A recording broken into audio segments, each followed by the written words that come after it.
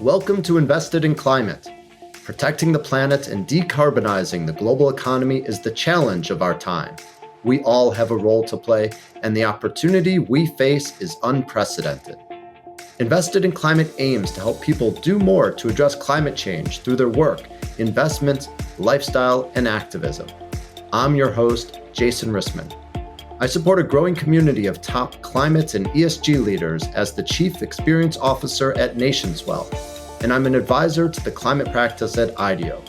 I'm also an investor and startup advisor, and when it comes to climate action, I know I'll be a lifelong learner, always looking to have more impact. If you like what you hear, give us a good rating on Apple, Spotify, or wherever you found us. Sign up for updates and suggest ideas for future episodes at investedinclimate.com. Follow us on social, subscribe, and spread the word. Thanks for joining. Young people are able to see what is possible and demand the full scope of change in a way that adults, I think, are really often scared to. They're scared that we're not going to win. They're scared that we're going to get told no. You actually have to be really bold if you're going to face down this scale of vision. And I think that has attracted a lot of people to us, is the boldness of our vision, the willingness to hope and believe, and the willingness to be committed to the scale of transformation that is necessary to stop the climate crisis. Hi, folks. No matter who I talk to, whether startup founders, investors, or corporate sustainability leaders, when I ask what is needed to really move the needle on climate change, everyone always comes back to the importance of policy change, of making climate an electoral issue, and holding political leaders accountable to take bold action. And there's no denying that in recent years, one of the most important forces making bold climate action more of a priority has been the voice of young people. Their cry for change and their committed activism have been impossible to ignore, and the policy they fought for have gained real headway. In the United States, at the center of youth climate organizing is an organization named the Sunrise Movement. They've been around for less than a decade, but have mobilized effectively and are credited for inspiring and advancing historic climate policies like the Inflation Reduction Act. Today, we're joined by two leaders of the Sunrise Movement, Matthew Miles Goodrich and Aru Shiney-Ajay. Miles was one of the founders of the movement and leads fundraising. Aru has been involved since she was 19 and now leads Sunrise's strategy. They're both inspiring representatives of the bold vision and commitment that's made Sunrise so successful and that we all need to bring to climate work. Lots to learn and think about in this one. Enjoy. Miles and Aru, welcome to Invested in Climate. So glad to have you both here today. Thanks for having us, Jason. Really appreciate it. Yeah, thank you. Really excited to be speaking with you today. Great. Where are each of you dialing in from? I am in Brooklyn, where we're having a little post-Labor Day heat wave and been very sweaty here. And climate change is definitely on my mind right now. Yeah. I bet. What about you, Aru? I'm calling in from Los Angeles. I recently moved here. I grew up in Minneapolis. So yeah, excited to be here, excited to be calling in. Fantastic. Well, we're covering the coast and really excited for this conversation. Sunrise Movement's an organization that I've been excited to learn more about for some time. And so thrilled that we finally got you on the podcast. Let's get started with learning just a bit about each of you. Miles, will you kick us off and tell us a bit about just your background, the role that you play with Sunrise, and how you got involved? So my name is Matthew Miles Goodrich. Mostly it's my mom that calls me Matthew. Everyone else calls me Miles. I'm a writer, I'm an organizer, and I'm an all-around believer in the genius of young people. I think like a lot of people at Sunrise, I've played many different roles since we launched in 2017.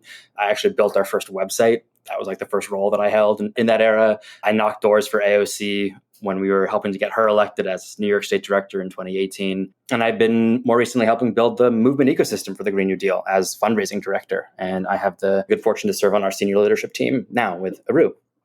In terms of my story, I really think it begins with the most important person in my life, who's my father. He was actually diagnosed with a form of cancer in 2004. And I remember being a kid and being just extremely worried about him in that era. That era was also the time where I saw firsthand the ability of politics to sort of impact my life, even as a 10-year-old. My dad likes to say that 2008 was the year that both bankrupted him and saved his life. Bankrupted because the value of our house tanked during the financial crisis of 2008. And the federal government stepped in to bail out the banks, but not everyday Americans like my dad. 2008 was also the year that President Obama was elected, and that set the stage for the Affordable Care Act to pass, and that really was instrumental in getting my dad the treatment that he needed that saved his life.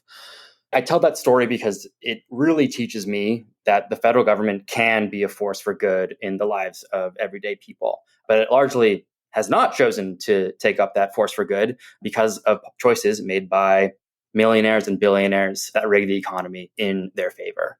So I've spent my young adult life so far building a movement that can really make the government work for my generation by tackling the climate crisis. Thank you for sharing, Miles. Aru, what about you? Yeah, my name is Shiney-Ajay. I'm 25 years old. I have been organizing with Sunrise now since I was 19. I first found out about Sunrise when it was first launched, and I remember very vividly going to my first Sunrise training and seeing this slide that was like, in order to stop climate change, we need to change everything. Therefore, we need to take over. And it was like this bright yellow slide. And I was pretty much hooked since then. I started by starting a hub in my college and then starting a hub in my hometown of Minneapolis. I was a volunteer for 2 years. And then I started running our trainings program as a fellow, where we trained tens of thousands of people in the Sunrise strategy and culture and how to start their own hubs. Then I led a 2-year strategic redesign process, and now I'm our deputy campaigns director. I didn't really grow up with climate as one of the main things that I was thinking about. My parents are from a state in southern India called Kerala. I was very much raised to think about, I remember going back every year and seeing the intense inequality that I saw both within India and between India and the US. And that was something that I really grew up caring a lot about. And to me, climate change sort of seemed more like it's important that people are recycling, important that people care about the polar bears, but it's not really my thing. And when I was in late high school and early college, I feel like a series of events happened that really changed that for me. One was I happened to be in the Netherlands for a little bit during the Syrian refugee crisis, and I did a lot of work with refugees there, and I also was often mistaken as Syrian in the Netherlands because of some of the racism and xenophobia at that time. And seeing the way that a climate-fueled drought could cause this intense civil war and intense waves of xenophobia and human rights crises, I think was really awakening for me. And the other thing that happened was that I was in India during one of the worst years for air pollution in Delhi, where their pollution, the AQI actually broke 999. So it broke the index of what was possible with air pollution. And I remember working in Delhi at the time and going down the streets and feeling the sweat on my neck and feeling like so clear that the climate crisis wasn't in the future, that it was already here. That really called me to take action. I felt really clear that my role as a US citizen and also as someone with ties to people who will be really deeply affected was right here and pushing our country to do the most that it possibly can in the face of the climate crisis. And some of those really clarified for me that this feels like my life's calling. Aru, thank you. And Miles, thank you. Both very personal and powerful stories, and really grateful that you shared them here. Let's turn now and learn a bit more about Sunrise, the organization. And Miles, as a founding member, would love to hear a bit about the origin and history of the organization. We love telling stories at Sunrise, so I'm going to jump into a little bit more of a story. I still remember Hurricane Irene. I don't think a lot of people remember Hurricane Irene. It's not one of the big name ones, but Hurricane Irene tore through New England where I was living in August 2011, like a few weeks before I was going to college. A tree in my family's backyard fell right onto our house, and I remember huddling in the basement with my two sisters. I remember the fear that we were feeling. And I also remember learning about climate change in my environmental science class, and I was like, sounds like it's here. And as I packed up my bags to go to college and seeing just the house that I grew up in be violated in that way, I knew that I had to do something about this. And I wasn't quite sure what that thing was going to be, right? I had built a composting system in my high school because I was an Eagle Scout, right? That didn't really feel like it was enough. But then I found organizing. I found being joining up with other young people to make change in those communities. I started one of the first fossil fuel divestment campaigns on my college campus in 2012. The youth movement in that era was scoring some impressive victories, right? We helped stop the Keystone XL pipeline, for example. I knew a lot of people in the movement at the time that felt that this wasn't going to be enough. We weren't going to be able to fight pipeline by pipeline or college endowment by college endowment in order to tackle the enormity of the climate crisis. a group of young people from across the different disparate parts of the movement, members of the divestment activists of that era, statewide student coalitions, direct action infrastructure groups, GC lobby shops, came together and sort of like to hatch a plan, a last sort of moonshot for this is how we're going to make the federal government care about climate change, like actually face the scale of the crisis that we're going through as young people. Around that era, I was living in New Hampshire. This was 2016, and I was organizing around climate change during the 2016 primary. And I saw from organizing there both the rise of Bernie Sanders and Donald Trump, these two very different visions for country and for climate action ultimately, and also like the relative impotence of the climate movement in making a difference either way. And it felt very disempowering, right? I had been organizing on my college campus for fossil fuel divestment to get my college to stand up to the fossil fuel industry. But then in the sort of quote unquote real world, climate change was barely an issue on the campaign trail. The young people who were starting Sunrise knew that the federal government was the only vehicle that could really move the economy to decarbonize at the scale and the speed that we needed to avert the catastrophe that we knew we were coming. And when Donald Trump was elected, it was a shock to us, as it was a shock to, I think, a lot of America. And it was a real, like, oh shit moment. I remember the visceral disappointment in our political leaders and movement leaders, and the sense that no one's coming to save us, right? Like, the young people have to do this ourselves. And so we sort of accelerated the launch of Sunrise in order to help capture some of that resistance energy that was alive in that era. And tell us how it's grown. Sunrise is now a well-recognized leader in climate advocacy and particularly in engaging young people. Give us a sense of the reach that you've achieved and how it's been so successful at getting young people involved in climate action. When I think about the meaning of our success, two major things come to mind. One is that we kind of stopped bullshitting people. And two, we offered an inspiring vision for what young people could do. For all my life, there's been a lot of propaganda about climate action, right? Like funded by the fossil fuel industry, basically, right? The idea of your own personal carbon footprint, the idea of taking shorter showers or turning off light bulbs will somehow scale to the climate crisis. That was all fossil fuel propaganda that was very prevalent in the sort of era that I was growing up in. It really meant to blame consumers for the choices that they didn't even have, right? There wasn't actually a viable source of clean energy for the most part. And those climate solutions were offered by places like my college or my high school. And it's false, right? Those are the false solutions. And Sunrise, I think, really called it out, called it what it was, which was propaganda. And I could really offer a different vision. I think the flip side to that is that inspiring vision that isn't just propaganda, that is something that is worth fighting for. That's something that brings people in, it unites us, and it makes a big ask of people. At Sunrise, our calling card is the Green New Deal, which means investing in working people. It means using the levers of the federal government to supercharge the clean energy economy, to bring back good union jobs to this country. It's holding fossil fuel executives accountable. It's investing in communities on the front lines of fossil fuel pollution. It's investing in the places that have been left behind by deindustrialization. And it's putting racial and economic justice like right at the core of climate action. It's asking young people to band together that if we work together, we can do incredible things. We can make this vision of the country possible. And only if we come together. Like, that's our pitch. And I think that's really has been key to Sunrise's success over the last few years.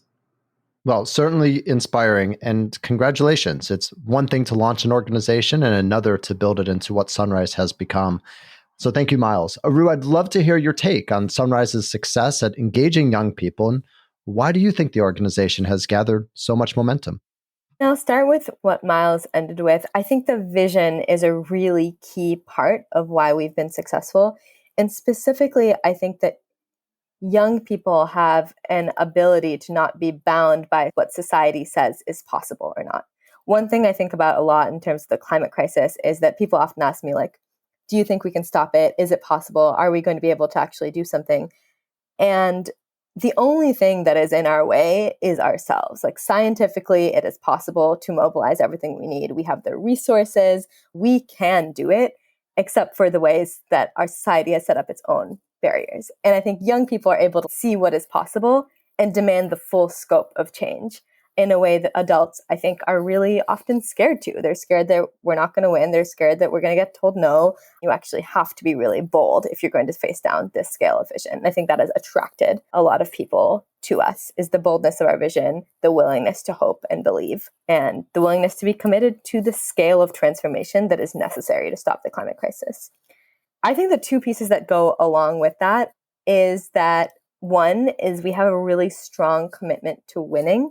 I think that's something that often gets lost in climate spaces. It gets really easy to be pulled down by feeling sad and feeling like really doomed. And I think something I love about Sunrise is that we are really trying to win. We're trying to be able to take over governing power in our country and govern the country in this new vision of the Green New Deal. And I think that inspires people. It's not just about, being able to change something small. It's about being able to take full control of what is needed in order to be able to stop the climate crisis and create millions of good jobs and actually make sure that we're going to be safe throughout the crisis. And then the other thing I'd add is I think we know how to have a lot of fun and hope and joy in our organizing. We have principles that help us keep our culture. And our last principle is we are full of determination, fire, and hope. And I really love that one because I think it gets to some of the ways that you have to pull on some really deep emotional resources to keep that hope alive. And some of my favorite memories at Sunrise are dancing with people to pop songs or singing songs together or late night conversations about nothing and everything and movement strategy and relationships and gossip and all of it. And I think that cultural piece is actually also really key to what has helped Sunrise grow, that people have found a movement home. Sunrise reflects so many things right out of the playbook of good movement building for anyone that's studied movement development. There's an optimistic vision, you have clear goals, well-defined principles, and something that you haven't mentioned yet is a distributed structure.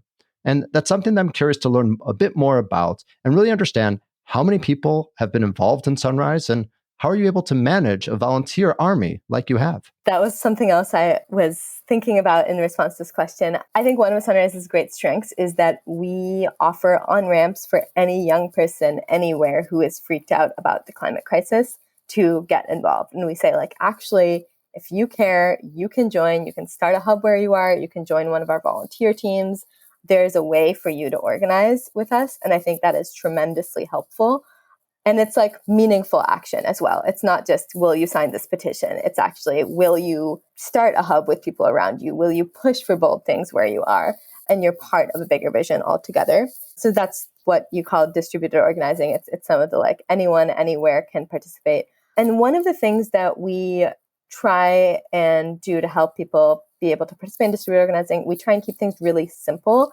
And we really make sure that people have a lot of autonomy. So one of our biggest things is we believe that if you have a clear and simple DNA of great, you are here to fight for the Green New Deal. Maybe there's this very basic template campaign that you're running, and we'll give you a handful of resources, some guides, some access to maybe a coach.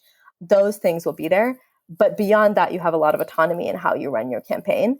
I think that's often the key is you have to have the clear blueprint of the DNA and then a lot of runway for people to do what they need to do and can do to adapt their campaign to where they are. And that often means sometimes a hub will start doing amazing things for a year and then the leaders will graduate from college and then it won't be so active after that. But it allows a lot of people to come in, take action and grow. Sunrise has had at our peak at around 300 hubs. Right now we have around 200 hubs. It's been a really amazing experience to help all of our hubs grow and see all the young people who want to take action. And it's always changing and growing and in flux. And that's a really exciting part of it as well. Wow, 200 to 300 hubs, that's a lot. Any sense of how many total people have been involved in Sunrise? I think we've trained around 35,000 young people since 2017. And I think just to say more than that many are involved because not everyone comes through the doors of our training. But that's the number we have. Okay, great. Well, of course, Sunrise has done much more than provide a way for young people to be involved in climate action. It's had a real impact too. Miles, I'd love to hear if you could tell us some of the wins and progress that Sunrise has helped achieve.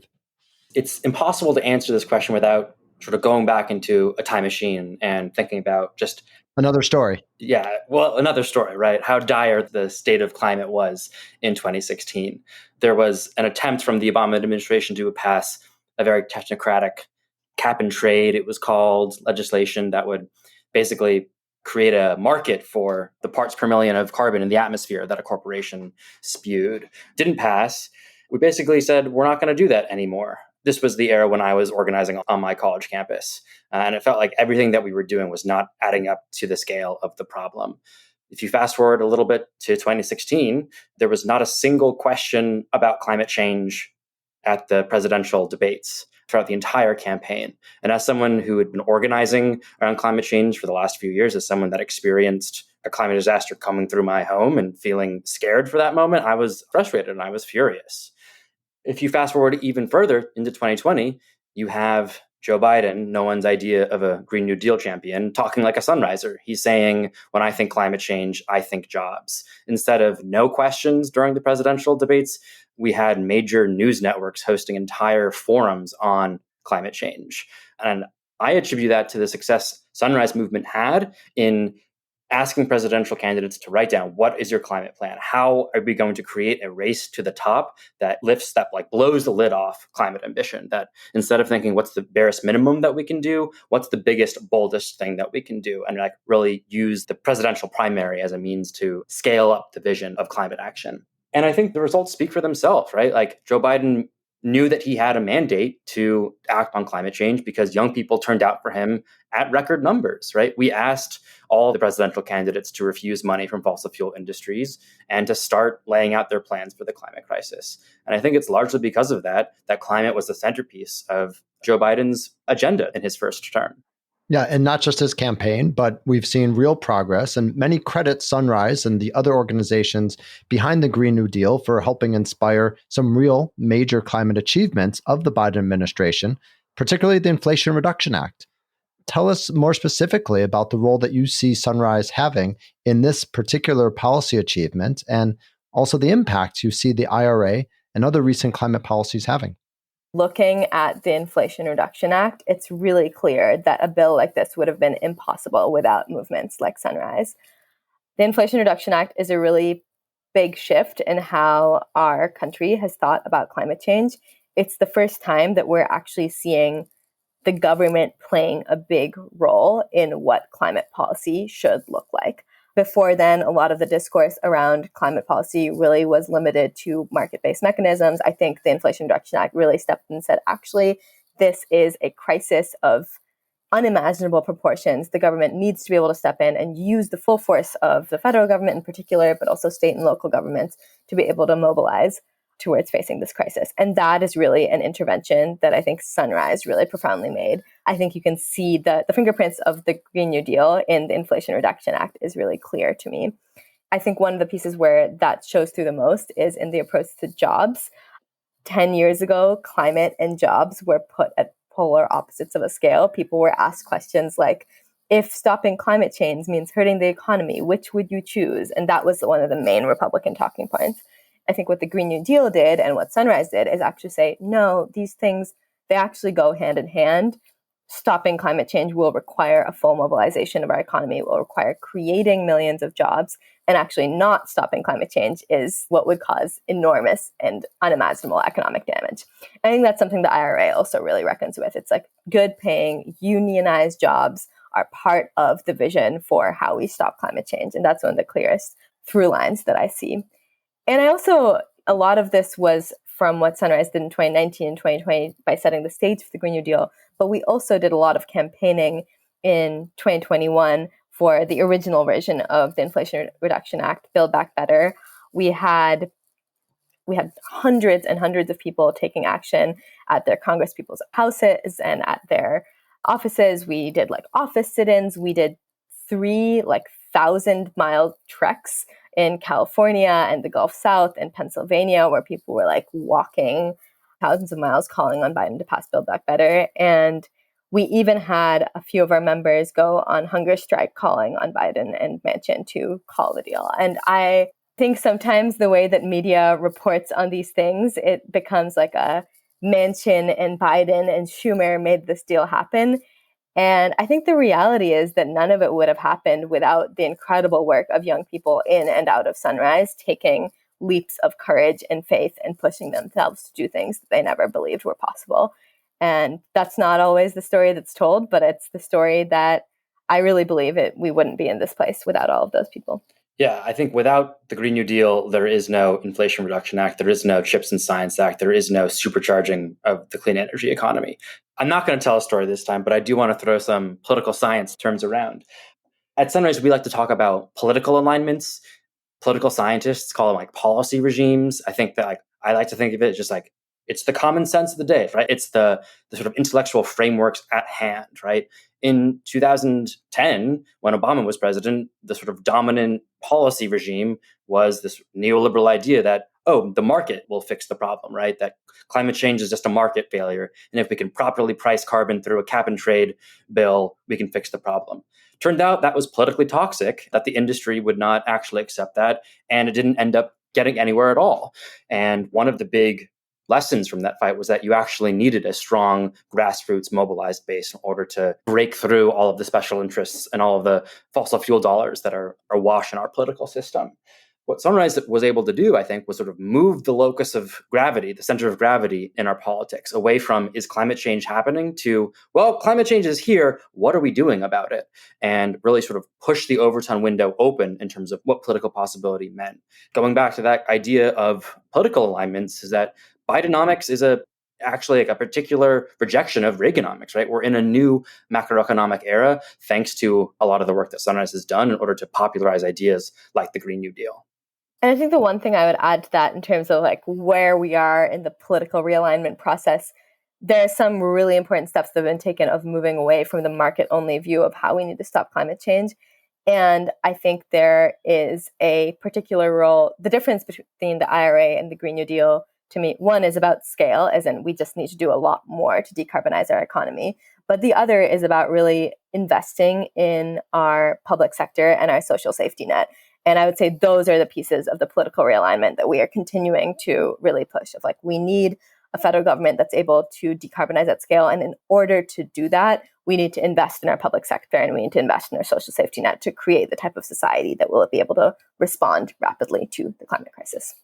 Ultimately, the Inflation Reduction Act was a compromise with a literal coal baron, right? It was Joe Manchin who makes millions of dollars out of his coal plant in a blind trust, whatever it is. And so while we were able to sort of supercharge the clean energy economy, the power of the fossil fuel industry is as strong as it's ever been. And I think that we're going to have to really reckon with that in order to move the needle even further and make the Green New Deal real. Absolutely. Well, I certainly remember those many months while we were waiting for the climate deal to happen. And I remember reading about young climate activists doing sit-ins in the congressional offices and doing what it took to keep the pressure on leaders. And I felt grateful then, and I'm certainly grateful now. So thank you for all that work behind the scenes. I'd love to shift focus and hear a bit about your current strategy. What are some priorities for you right now? I'm really excited to talk about this. I'd like to start by situating us a little bit in the political moment that we are in now, which is a pretty different political moment than when Sunrise started. As I'm sure many of us are aware, we really see this threat right now of a rising extremist right wing in this country. And that extremist right wing is not only hell-bent on obstructing every type of climate progress possible, but it's also really looking to take away a lot of people's rights, to strip back our democracy, to be able to do everything they can to enable minority rule of our government by a very elite few. And I think that is a huge threat to our ability to stop the climate crisis, bluntly. That's something Sunrise has really been reckoning with as we design our strategy. I think the other piece of that is that this threat of the rising right and climate change, they're not disconnected. They're actually very deeply tied together. One, because that faction is trying to do everything they can to stop climate progress. I don't know if you've seen the report recently about the plan of what Trump plans to do if he wins in 2024 and the plan to like roll back all these climate regulations and limit our ability to actually move to clean energy. It's really, really scary stuff. But also because I actually think as climate disasters increase, they will become an excuse for people to actually further privatize the economy, further stoke racial divisions and use excuses to put up more barriers, be more exclusionary, become, in my opinion, a harsher, worse, more unkind society. So I see these things as really tied. I believe that in the next 10 years or so, we have some choices that will determine the future of our country and the world in really profound ways.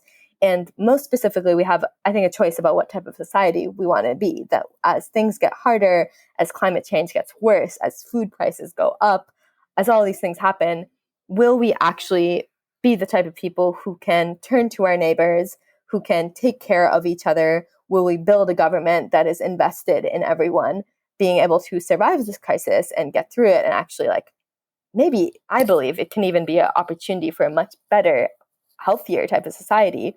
Or will we let the right actually rise and be able to turn us against each other? I'm thinking about like increased border security. I'm thinking about like the type of accusations of looting that happened after Katrina really rising. I think there's a lot of ways in which this could be really dangerous. So that's sort of the background for our strategy. And what that means in practice is that we are really committed to exposing the role of fossil fuel elites and the right wing and the way that they are actually in bed with each other and are enabling the climate crisis in really major ways. And we think we need to really articulate the vision of the Green New Deal, including what it means, how it would change the everyday lives of people, make it really a kitchen table issue for people to say, actually, I see ways that the Green New Deal could make sure that I have a good paying job, make sure that my house isn't leaking when a storm comes, make sure that my school has air conditioning. Just last week, a lot of schools didn't have access to air conditioning and weren't in session. So that's the type of like vision that we want to set forward. And we're running 3 campaigns to make that possible. We're running a Green New Deal for Schools campaign where we have high schoolers all across the country mobilizing to win Green New Deals for their school districts. Society gets built in our schools, and we believe that having a Green New Deal in our schools will not only make sure that our students are able to learn and learn about the climate crisis, but also make sure that we are building the type of society that can weather the crisis that we're facing. We have our Green New Deal for Communities campaign, where we're basically making sure that we are going locally and winning the Green New Deal in our towns and cities and really popularizing it where we are. And then all of that builds up towards our national campaign. So we always say, like, we're running local campaigns to win federal power in the long run. So our national campaign right now, we're pushing for Biden to declare a climate emergency. And we also are ready when the opportunity comes to be able to push for further legislation around the Green New Deal, whatever that may be. Thanks, Aru. You mentioned the campaign to push President Biden to declare a climate emergency. And I'm curious, why is that important? He's already been working on climate in many ways. So why is declaring an emergency actually needed, and what would it lead to? The emergency powers were basically originally designed so that in times of enormous crisis, the president was able to act nimbly and use the full force of the economy to be able to face crises that perhaps Congress or the legislature might be too slow to respond to. And that's basically exactly the type of moment that we are in right now. We have seen the gridlock of our Congress. We have seen the degree of crisis. This is really a moment where Biden needs to be able to use his full executive authority. So that's why we're calling on Biden to declare a climate emergency. And basically, declaring the climate crisis as an emergency unlocks a whole suite of executive powers in various areas. One of the ones that I'm most excited about is that it unlocks the Defense Production Act, which allows us to really invest in our clean energy economy, to build out rail systems and make sure that we have more public transport. It would be a huge job creation bonus as well. That's one of the areas that I'm most excited about. It would also, Biden could use emergency powers to cancel oil leases and stop drilling, which could be a really powerful thing. And he already took one step towards that recently, as you might have seen in Alaska. Another area that I'm really excited about within our climate emergency campaign is the Civilian Climate Corps, which would basically create thousands and thousands of jobs doing the type of everyday work that we need to actually rework our economy. So that might range from building new clean energy to preparing our communities to be climate disaster resilient. There's a lot more that he could do. There's a whole list of executive actions that he could undertake with the climate emergency. But to me, the heart of it is we need every tool at our disposal right now. This is the greatest crisis that humanity has ever faced, and we need to be using the full toolbox. And this is just like unlocking the toolbox that will help us be able to respond to this emergency. Let's zoom out for a second and consider the different levers for change that you have as an organization. How do you think about the different ways that you might be impactful? Is there a specific theory of change that's guiding your work? And how do you set priorities given the wide range of action you might take? In Sunrise, we talk about our two-pronged theory of change around building people power and political power. Within people power, obviously people throw that phrase around a lot. One of the things I really felt inspired by when I first joined Sunrise is our understanding of using what we call moral protest to really bring in hundreds of people and bring the urgency of the climate crisis to the public. We take escalated moral action a lot. That might range from our sit-in in Nancy Pelosi's office that first helped put the Green New Deal on the map, to the hunger strike that we did around Build Back Better, to like various office occupations. And I think the role that that plays for us is not only to pressure the people in power and tell them that like we will not be stopping, that we are actually demanding this full vision and you need to give it to us, but also to actually inspire hundreds of other young people who are watching us and help the people who maybe are a little bit more neutral to help choose our side. And we call that term polarization. So we say we deliberately take escalated moral protest that helps polarize society towards us and choose the vision of the Green New Deal, choose climate action. So that's one way that I really believe in our strategy to build people power. We also take very seriously the bread and butter of organizing, the door knocking, the conversations, the phone calls.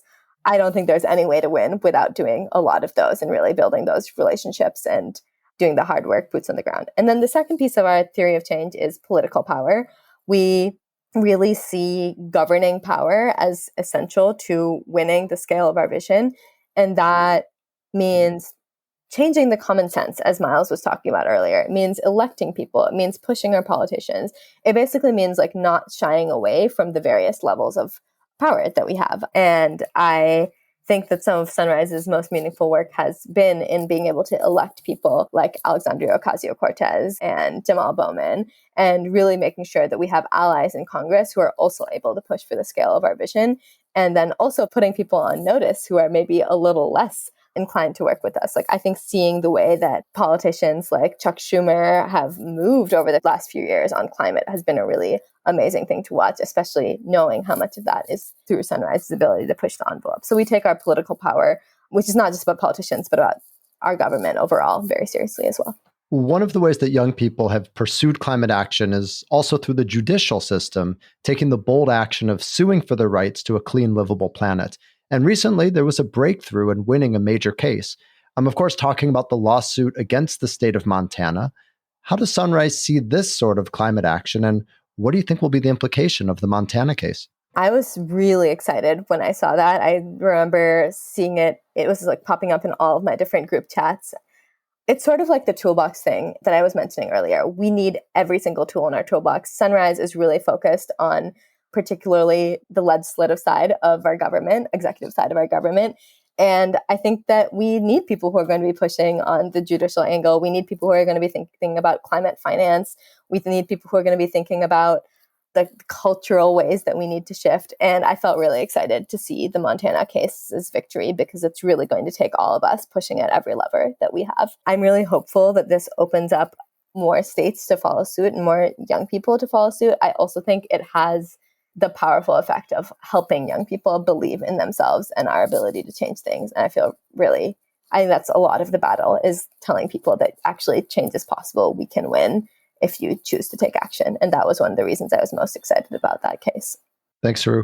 I think it puts the agency in the hands of young people in a new way that I'm really excited to see if it goes viral. When I think about the Montana court case, I think of the landmark civil rights case, Brown versus Board of Education, right? And just establishing a baseline right to a healthy environment or to a healthy climate. And having one foot in the door in Montana might allow us to integrate that right into different state constitutions, right? And to sort of establish, actually, we do have this right. And I think that there's a lot of effects from that we don't know about, right? Like maybe that's going to open up the door to a federal lawsuit against the fossil fuel industry, for example, for for decades, knowing about the climate crisis and lying about it. So I think that we don't actually fully know the full implications of something like this, but I think it's a really positive sign of development that establishes some baseline tactic or some baseline case law, I guess, that we can then build on as organizers. Miles, from your comments, and not just that last one, but several times you've made reference to really our moments in history and how this climate movement fits into a transition in history. And of course, history is punctuated not just by big ideas, but also moments. And we're recording this episode right ahead of Climate Week, which is coming up. And there'll be a series of different events, COP following that, the presidential election in 2024. I'm curious, as you look ahead to the calendar, what are some of the moments that you think will be really pivotal for the climate movement and the progress that you're seeking? That's a great question. I am every day thinking about the deadline of 2030. Oh, we actually don't have a whole lot of time before we are supposed to drastically cut our fossil fuel emissions. And thanks to the Green New Deal, thanks to young people, and thanks to the IRA, we're a good way of the way there, but we're by no means all the way there. And the next person who's elected president is going to be in office for, depending on what happens, 4 more years, right? That's going to take us all the way through 2028. I think the next election is going to be absolutely pivotal for a sense of a healthy and safe climate for everyone. That's just one that comes to mind. I think there's a big march coming up in the next couple of weeks that is really, I think, one of the biggest sort of moments of mobilization for the climate movement since COVID locked everything down, a sort of all hands on deck moment to sort of show the world that the job's not finished on climate and that we really want Joe Biden and the rest of our leaders to step up to deliver more on climate change, deliver good jobs for all. That's another thing that I'm thinking of. Any specific hopes for Climate Week? We don't engage a lot with Climate Week, to be honest. My hope is only that I think the climate movement has been low in momentum since the passing of the Inflation Reduction Act. And I am really hoping that this could help jumpstart an era of actually elevating our action to the scale of the crisis again. And I know that that's what Sunrise has in store in the coming months and years. And it's exciting to see other groups also jumping on that. So I would say that's my hope, is to really re-jumpstart the climate movement and our momentum. Aru, Miles, we've talked about the stakes. We've talked about your history, talked about your recent progress and your current priorities and much more.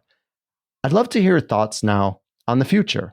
And in particular, what else do you think needs to happen to adequately address climate change? Wow, big question. I can start with that. I think the thing that I always remind myself is that the only thing that is stopping us from confronting the climate crisis is the prisons of our own imagination. And we actually need to be able to overhaul almost every sector of society, but that's very much in our power if every person who is freaked out about the climate crisis, which is a huge number of us, actually looks around them and says, okay, what am I going to change? And I don't just mean at the individual level, like, am I going to recycle more or drive less or whatever, but also what company do I work at? How can they change? What does my union do? What can it bargain for around the climate crisis? Like, we all have power.